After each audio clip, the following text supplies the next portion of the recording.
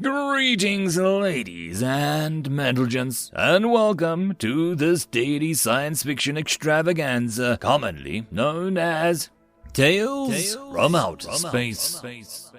Taken from the subreddit HFY. All the relevant links will be down below.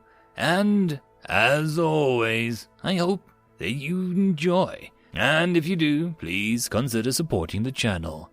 On to the science fiction. Story number 1. One Last Stand. Written by Darren Adala. The funeral dirge floated over the camp, dozens of voices strong, and General Miller reflected that yes, he was definitely starting to hate the sound. It was not a dirge that had existed before the previous campaign, because it was assembled from snatches of traditional funeral songs of a dozen nations, forced together into a single army by circumstance. It was a song sang heartfelt through tears at the beginning of the campaign, a few times after every battle. Those killed in battle would be sung for first, and then, over the next few days, those who died of their wounds would join them, and more dirges would be sung.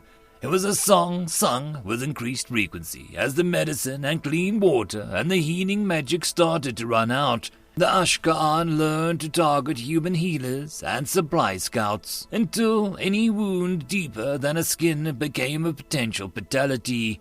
It was a song sung barely at all as the human forces had been forced into panic retreat, as there had been barely time for burials and then no time for even that, as people had stopped caring.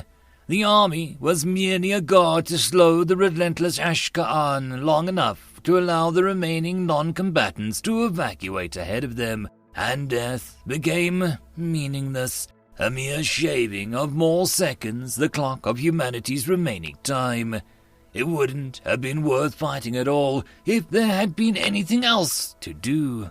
And now, here humanity was, with everyone capable of lifting a weapon and drafted into the ragtag handful of regiments protecting the last pass of the last valley, and everyone incapable of holding a weapon huddling in that valley, collecting water and making bandages that everyone knew would be no chance to use. Here, humanity was preparing for one last defense against the Ashka'an force so focused on wiping them out. Here, for the last stand of the last pass to the last valley, death had suddenly become very important again, and the dirge, weakened though it was by low numbers left to sing it, was full of grief and love and pain, as it had been the first days of the war. General Miller wished that there was a polite way to shut the mourners up. "Sir," Miller turned at the voice, a smile already on his lips. High Archer Miller was as beautiful as the day he'd married her 40 years ago, even with the messy scars marring one side of her face and filthy remains of what had once counted as clothes practically falling off her skeletal frame. If it hadn't been for their son in the army beside them, their daughter having died 6 months ago, sacrificing herself as a focal point to call lightning down upon the contingent of Ashka'an cavalry, and the grandchildren down in the valley, the pair would have quit the army and spent their twilight days enjoying each other and the world around them, until the enemy came for them, but that wasn't an option. Even with no hope whatsoever, with those people counting on them, they had no choice but to throw their remaining time into the miserable, terror-filled drudgery of war. There hadn't even been a discussion. The salute she gave him was an irrelevant fluttering of fingers, as full of humor as the honorific title. She was pretending good spirit for him. He'd have to pretend, too, for her, so he held a smile on his lips. "Hi, Archer," he asked. "There's an Ashka'an captive ready to talk. Them I don't have. It's a general, Henry." This got his attention. It wasn't usually difficult to get an Ashka'an captive to talk. Not if you had someone violently persuasive enough on hand and gave them a quick course on how to keep prisoners alive long enough to actually say something, and almost all the humans had lost their squirmishness and good ethics over torture several relentless genocidal Ashkoan hordes ago. The problem was that even talkative captives tended to be quite useless. Ashkoan were highly specialized. A song mage could detail their singing practices under the knife. Useless information, as no human was capable of their magic, and no Ashkoan had ever defected to perform it for them, but could give no information whatsoever on what other military units were doing, where supply lines were, who the military decision-makers were apart from their direct superiors, or where the army was going next. A common soldier could explain in detail the effectiveness and abilities of his specific micro-unit, but since that unit was already dead or captured by that point, it didn't help much. He couldn't give any information on what the other units were doing, or why. At most, information on a new military technique or a bit of technology could be worked out. Sometimes, if they were lucky enough to get a broad enough array of captors, their information could be put together and vague overall plans could be guessed at, but it was usually more trouble than it was worth.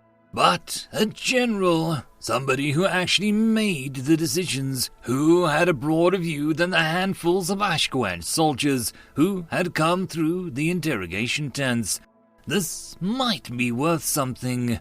Nothing the general knew would save humanity, of course, but it might help make humanity's blood price a little bit higher. General Miller marched into the interrogation tent.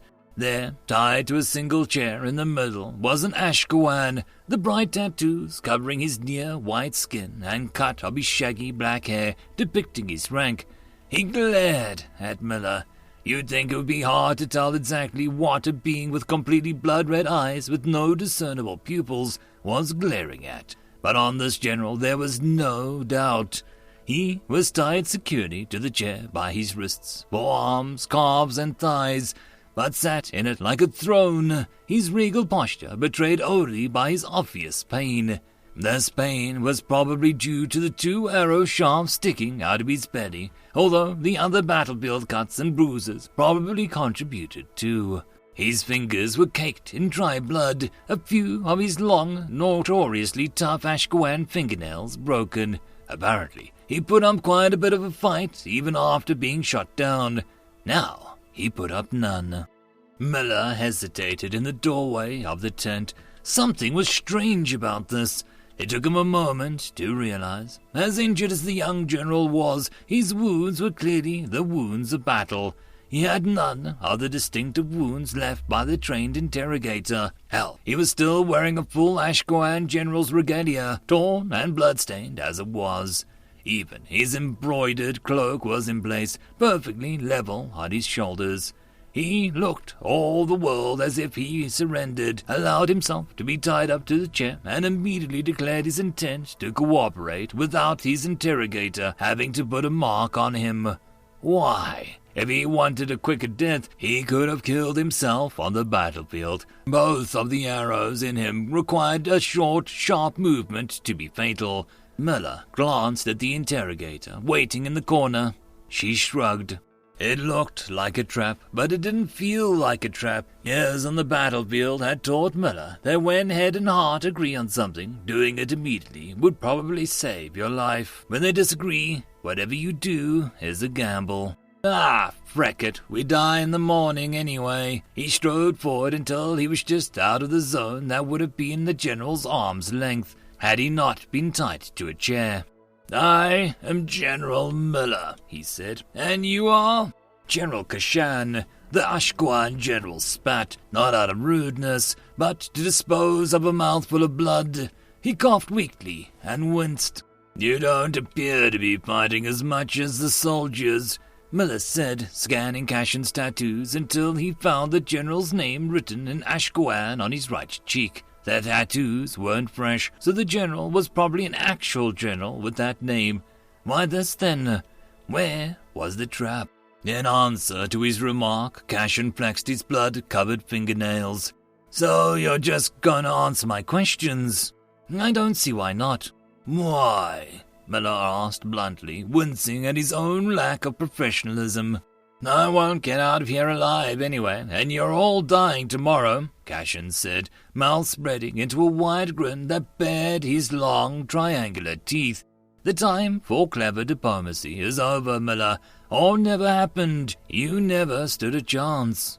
Perhaps not. So this one was chatty then. Miller clamped down the urge to ask questions and merely crossed his arms and waited.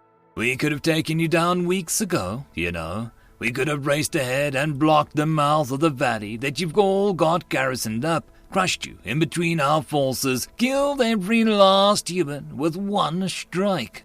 Cashin was waiting for a response. Miller gave him one. Why didn't you? She wasn't ready yet. Seemed such a pity to put so much work into her and not give her a spin. We thought we'd save you for her. A quick treat before we turned our attention to conquering the rest of the surface world and go up against some races who might actually put up a fight. Not that you'll be much of a snack. How many humans are left? 2,000? Less? Miller kept his face impassive. Cashin would have been scanned for magical bugs before Miller had been called, but there were always the chance that the HFY had developed something new and sneaky that the human mages couldn't detect. It wouldn't make a difference how much the HFY knew now, but there was still the principles of military secrecy to uphold. Who is she? Miller asked. The most masterful feat of magical engineering ever created. Cashin somehow grinned even wider. I want you to know about it before you die, General Miller. You can't do a damn thing, so you may as well know what's coming, right? You should know that here, in the last moment, you're going to make the HFY even stronger. What little pathetic strength you have will let us conquer the other races all the more easily. If you really are as interested in harmony with the other races as you believe, the best thing you could do for them is just for every human still alive to commit suicide right now, before she can come and get them. You haven't answered my question, Miller said neutrally. Oh, you want more? Fine. She is a devourer, the memory eater. I'm sure you've noticed over the past few months how our most powerful mages, our strongest warriors, have been withdrawing from the battlefield. How the forces we sent after you so slightly weakened. Perhaps you didn't notice. To a pug, a child's shoe as heavy as a grown man's, right? It took all of Miller's resolve to look unaffected. They had noticed. They thought that the strategies to identify and target the strongest enemies had been working. That even if they couldn't weaken their enemy fast enough to save their own kind, they'd at least leave them weaker for the rest of the world to fight. Was Cashin implying otherwise? Had their efforts accomplished nothing? A trap. It had to be a trap. Find the trap. We've been feeding her, Cashin said quietly, like a child sharing a secret. All the best magic users, strategists, even medics and generals and logistics officers, your people have sneered at our levels of specialization before. But together, we are unbelievably strong. She is equivalent to all the best of everything in our army. And tomorrow she will add what pathetic insights your kind bring to the battlefield, to her own. He rippled his shoulders in a movement that would probably have been a shrug if it hadn't been so securely tied. If she chooses to keep any of those memories, it's unlikely that any of you know anything worth keeping. But we thought it only polite to give her the opportunity. Anything else you want to share? Miller asked, trying to keep his voice toneless. No, I just wanted to see the expression on your face when you heard about it. You can go ahead and kill me now. Cashin tipped his head back, baring his throat. Don't kill him, Miller said to the interrogator. Cut off the shafts of the arrows and move his chair to an underground cell where the enemy won't find him after the battle. Make sure that he's tied so he can't kill himself. We might need more information for the fight. And after the fight? She asked, confused. Miller shrugged. Who cares? Those wounds will slowly kill him, or dehydration will. It is not our problem. Miller stayed long enough to imprint the look of horror on Cashin's face in his mind. Ashquan can survive a surprisingly long time without water, and then strode quickly out of the tent, ignoring the prisoner's shouts of protest. He hadn't been a cruel man this time 2 years ago. He wouldn't have delighted in doing that to a helpless prisoner a couple dozen battles ago. This war, he decided, had found more than one way to destroy humanity. Well, sir, High Archer, Miller asked, jogging over. The general gave her a smile and tried to summon some tenderness or humor or hope or anything positive, really, to put into it. He didn't think he did very well. Get together all the high leaders you can, he told her. I have some bad news. All the normal protests took place. It's a trap. It's a trick. The Ashquan are actually just feigning strength. Somehow we have magically gained the upper hand, and now they're trying to drive us to suicide.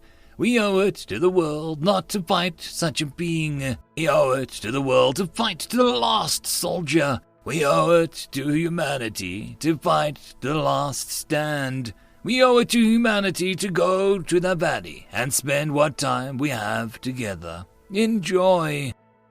If Cashin had planned to split the human forces, he had been successful. A little rumor like that about the superweapon should have done very little, but the humans were already so fractured, so defeated, that it was simply too much. General Miller observed, detached, how human soldiers who would have been fighting against the death a few years ago stood side by side with him to make a plan of attack, while his own family fractured in the face of hopelessness. Miller's son elected to cast down his sword and spend his remaining time in the valley with his children and his sister's children. One last happy day before the end. He took enough weapons and armor to make the last stand when the Ashquan came for the children, and enough poison to make sure that those children would not feel pain when they did. And Miller's wife. I am sorry, the High Archer told him, tears in her eyes, one hand cupped to the side of his scarred face. It's not going to work. I have to defend our family, our people, even if it's hopeless. I am the one who should be sorry, Lem, he replied. We should be dying in battle together, side by side, as it was always meant to be. I know I'm betraying you in this way, but a chance for humanity, any chance, is worth more than us. It won't work. Neither will arrows and swords. We can weaken them, fight, go down with honor, make it a little harder for them to conquer everyone else, make them remember us. Your plan, I love you, you know that, but you're just gonna make things harder for the rest of the world. You don't believe in humanity anymore, do you? Her eyes hardened. It is not a lack of belief in humanity that's the issue here. You really won't come to the front line with me. He shook his head. I have to try. You won't stay here with me. No, I have to try too. And the thought of that thing, of it eating my... She shuddered. He nodded. If you must die, my love, you deserve it to be clean and glorious. Go, be humanity's last cry in the darkness. Lead them with integrity and grace and skill and be human to the last. He pulled her closer. Their kiss took as much time as they dared spare. Then the High Archer Miller mounted her horse and was given the command to ride out. The horn blew, and the last human army, every soldier in the best armor and carrying the best weapons that humanity still owned, rode out. majors resplendent in the least tattered robes, standard bearers bearing their least faded flags, every wound dressed, and ration bandages and beddies full of the last of the army's food stores used in the big, glorious feast of humanity's last night. Miller watched the army ride out, one last spit in the face of fate, and only when they were out of sight did he turn to the pass that led to the valley where the non-combatants and deserters waited. He didn't blame those deserters. How could he? They were more human still than he was. It was the last day, and they were with their families and friends in the sunshine. And here he was, in a mountain pass, imagining the faces of the family that he should be with, imagining the things that he should be saying and doing. Try not to think about the captive that he'd had sealed away to die slowly, in pain, one petty act of sadism in a long line of them that might seem perfectly justified by circumstances. But Miller didn't want his humanity to be so weak that it could be destroyed by a mere circumstance. The camp around him was more than a wreck. It was practically non-existent. The garrison had never been finished, and now everything they owned was either with the army heading out to face the Ashcan, or in the valley to feed and supply the remaining humans. The quarter, also, of the army that had decided to stay with him looked lost, wandering in spaces between campfires and the few tents that nobody had bothered to pack up.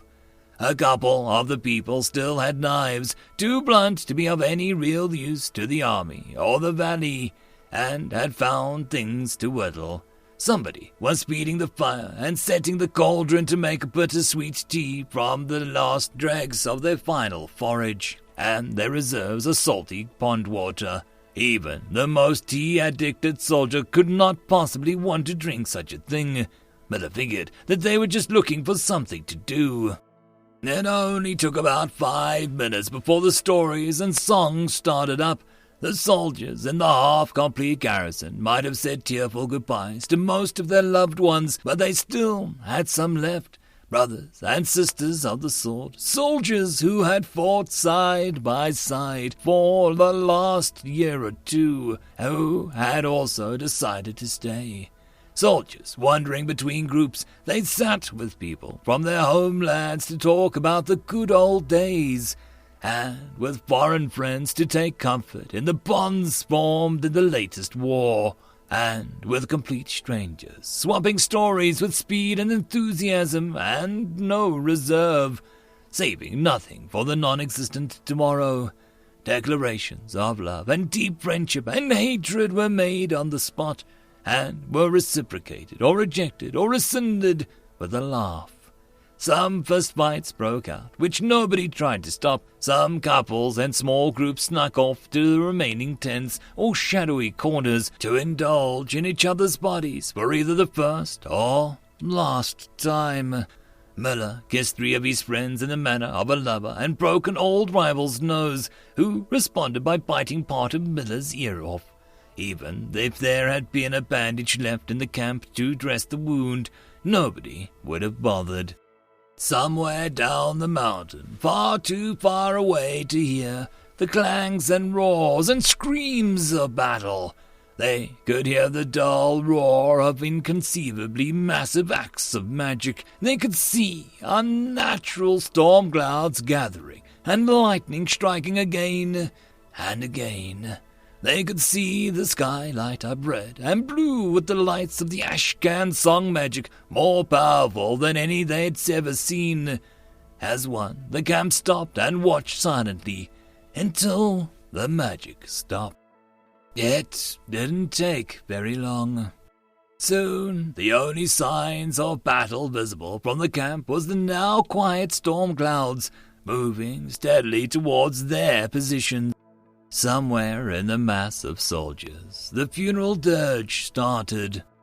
A few voices at first, establishing the rhythm. Then their neighbors joined them. Soon, the entire camp was singing the litany built of lines from dozens of dirges in as many languages, patched together and smoothed by time and repetition. After so many battles together, all haphazard rhythm and nonsensical sentence fragments, a purity of the deep common feeling.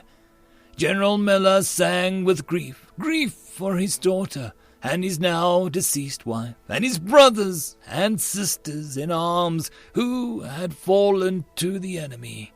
Grief for the human civilization.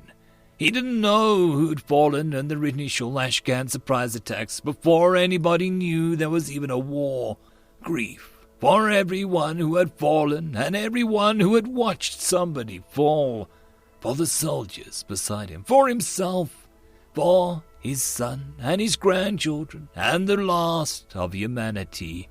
If they couldn't stop the onslaught, they sang until their voices started to fail, the storm clouds creeping closer. And then she appeared. Mela had been expecting a super-powered mage at the head of a huge Ashcan army. There was no army, there was only her, and she was enough. She may once have been an Ashcan mage, but her power had long burned away anything material about her.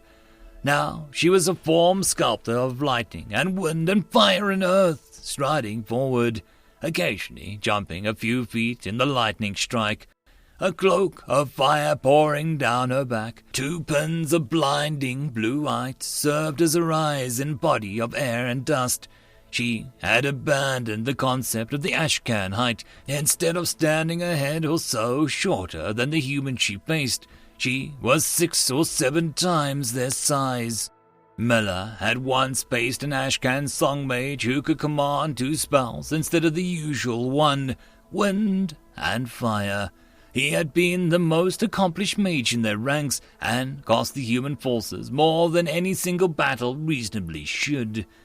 This thing seemed to be made out of every song spell ever invented. The air around her hummed, literally, with a dozen discordant tunes. The voices of the unarmed soldiers began to falter, some turning to flee in panic, others raising their voices louder, stronger, carrying on the dirge, trying to drown out the crackle of lightning and the drone of song magic. Hands grasping for hands. Some eyes closed, others stayed wide open as the soldiers formed lines to block the mountain pass to the valley with their own bodies. The rhythm of the dirge picked up and settled once more. Realistically, she could probably have simply leapt over the soldiers if she wanted, or climbed the mountain around them as if it were nothing. But they were not an obstacle. They were prey. Arms of dust and air were raised. The cloak of fire fled. Lightning struck her right in the top of the head and then crawled out along the ground to lap at the feet of the soldiers. Every soldier touched by the lightning dropped dead instantly, falling in place. The living gripping tightly to the hands of their companions to stop both themselves and the others from fleeing. They sang louder, but over the span of mere seconds, the voices were silenced until only the drone of song magic remained. And she continued down the path. Roger Miller, shingle maker by trade until the war had claimed every able-bodied adult, lay his sleeping daughter down in bed and gently kissed her forehead. His wife had chosen to make the final stand with his father, and Roger hadn't wanted to mar their final moments by fighting about it. He couldn't blame her, really, not with what he had to do now. He had 4 children, and his deceased sister had 3. 7 little kids, most of them too young to fight, and the pair of 8-year-olds too injured, now lay sleeping on and around the makeshift bed in his tent, and in his hand was a little bottle of clear poison that would spare them the Ashcan's amusements. 1 drop on the lip of each, but not until he was sure, not until he was absolutely damn sure that there would be no divine intervention, no last-minute miracle, no sudden burst of impossible rescue. Not until the army was physically pouring down the entrance to the pass, forcing open the flimsy makeshift gates. He owed them that much. He owed them a little bit of desperate hope. The valley was somewhat of a wreck. Everything edible had been scavenged days ago. The small creek muddied with overuse. Humanity wouldn't live long enough to be worth building a well or planting gardens, or even building real houses. Outside the tent, across from his, Leanna sat on a rock, watching the pass entrance. She had in her hands a cup of filthy water taken from the creek, and she sipped it as he watched. Seconds later, she slumped sideways onto the ground and began to snore. The poison would take hours to get her. It's that Ashcan didn't do so first, but there was nothing short of magic that would wake her now and allow her to feel it. Leanna had been very old and missing a leg. There was no way that she could have made any kind of last stand. Around him, others were making the same decision for themselves or their children, some drinking immediately, others waiting, like him, until no shred of hope remained. The hastily constructed path's gate exploded in shrapnel. Roger leapt to his feet, drawing his sword, but there was no way that a sword could have done anything to a thing that came through. Taller than the gates itself, built of air and earth and fire and lightning, it moved through the world like a child between sandcastles, leaving no doubt as to what would happen to anything in its way. There was no army behind it. Perhaps, Roger reflected, the poison wouldn't be necessary after all. However this thing chose to attack, he had no doubt that it would be quick. The monster spread its arms and flared its fiery cape out like a set of giant wings. A soft light dripped from its hands like water, pouring onto the ground and flowing out over the valley. Roger jumped onto a rock to avoid it, but it crept up the rock too. A soft light that suffused the entire valley floor. Leanna sat up groaning. She blinked, looking confused. From the tents around them came weary, bewildered exclamations. The light faded into the ground, and the being strode forward. Everyone scrambled out of her way as she made her way to the stream. She moved into it. The sluggish, muddy water rippled around the place where her feet should have been and began to rise until it was fuller than when they had arrived. Where her fiery cloak hit the water, it steamed and water flowed beyond the flowed clear. She swept her hands dismissively around the valley, and the air bunched around the over-harvested trees, forming branches and new fruit. With that, she turned and walked back towards the mouth of the pass. A gesture drew sheets of rock from the mountainside to build a solid wall of most of the pass, and the being shrank herself enough to fit through the remaining doorway, stooped to pick up a flimsy wooden barricade that the humans had made and fitted it into place behind her. They did it, Roger breathed into the world at large. They turned that weapon. That old bastard's plan actually worked. In his prison, General Cushion could hear very little, but he heard enough. He heard the drone of some kind of human singing above him, then the discordant sounds of clashing song magic, and then silence. And he smiled. It would take a while for him to die, and his body either ran out of resources or succumbed to the infection of his wounds. But it didn't matter. They had won. Since his vocation had been chosen for him as a young child, this had been his goal. He would be amongst the first set of generals to strike a blow against the surface world. It was a grand honor, really, to be here for the defeat of the first surface world race. And really, his death down here was an added bonus. Nobody would know that the humans had captured him. Nobody would find his body.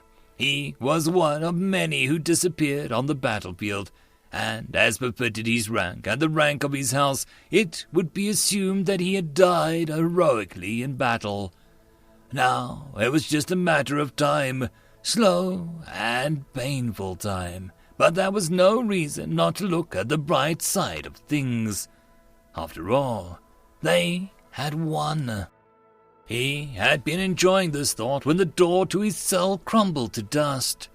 It had been dark in his cell, but she brought her own light with her. In thunder and lightning, she was smaller than he was used to seeing her, having shrunk herself to fit through the human-sized doorway. Her fire and lightning were more subdued.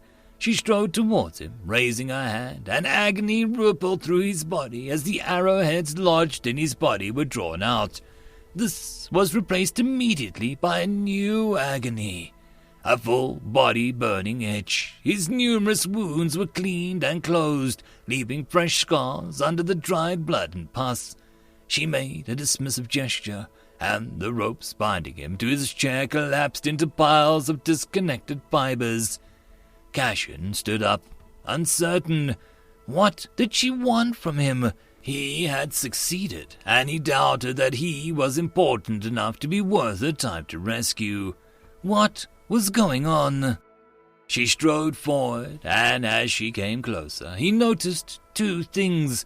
The first was the reason for her more subdued fire. Over her fiery cloak lay an actual cloth one, scrounged from tattered cloth. He recognized the design immediately. It was the flag of the United Human Forces. The other thing that he noticed was the bundle of singed cloth in her hand, a rumpled, burnt ashcan flag. The actual house designation burned away so that it could represent any house of the ashcan, or perhaps all of them. She dropped it at his feet. "Return to your forces," she hissed in a voice that seemed to ring not from the figure in front of him, but from the stone walls around him. "Tell them that the Spatty and the humans within are now under the protection of the army of the dead. They are under the protection of their—" Her sentence became nonsensical as several words were whispered from the walls at once. Mother, father, sister, brother, son, daughter, friend, partner, lover, rival, knight, leader. Then the whispers clipped together again, her speech becoming clear once more. The Ashcan soldiers have 1 week to return underground. After that time, any Ashcan soldier in these mountains will be killed without warning or hesitation. Any Ashcan soldier that I am able to find anywhere in the world above ground will be killed without warning or hesitation. If you wish to deal with the above-ground races, you will send an unarmed traders and diplomats and hire above-ground races to protect you. Any Ashcan to perpetrate violence on anybody above ground will be killed without warning or hesitation. This is the message that you will carry to your people. This is the only warning that I will give you. Cashin blinked at her. "The humans," he said finally. "They're alive." "They are." "How many?" "Enough. With time and protection and assistance, they will thrive within a few short generations." "But why did you betray us? Your own people, your own duty." She laughed, and for a moment she sounded more like a person than a terrifying magical experiment. "You mocked them for their generalization of purpose and the lack of purity. You call them weak. What did you expect to happen when you fed them to me, young general? You were so careful to feed me the most dedicated mages, the most focused tacticians, the most loyal soldiers. We were making you the perfect warrior, the pride of our military. Then be grateful that you failed. Whose memories do you think prevent me from simply opening the ground and slaughtering your traders and caretakers and children without warning to eliminate the threat that your species poses to the world? It is no memory from the cloistered mage, no soldier trained for ruthless butchery. Who do you think drives me to speak to you now, to explain rather than simply disintegrate your body from the inside out? Take my message to your forces. It is the last shred of pity that I will grant you." Cashin picked up the charred, grubby Ashcan flag and hurried for the door. "General Cashin," she called after him, causing him to freeze in the doorway. "Henry regretted not giving you a merciful death when you were no longer useful. He felt that he was being cruel. If he were alive today, I'm sure that he would want to apologize to you. Cashin didn't respond. He rushed outside and practically sprinted down the mountain. And behind him, the very earth of the camp and the pass and the sun-drenched valley seemed to sing. End of story.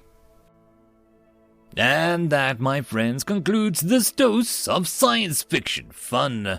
I hope that you enjoyed. And if you did, please don't forget to support the author from the link down below. But if you want to support this channel, there are links as well down below for you to help with. But the easiest way would be to share this video. And if you are so inclined, subscribe as well. I will see you all in the next episode, and I hope that you all have a fantastic time until then. Cheers.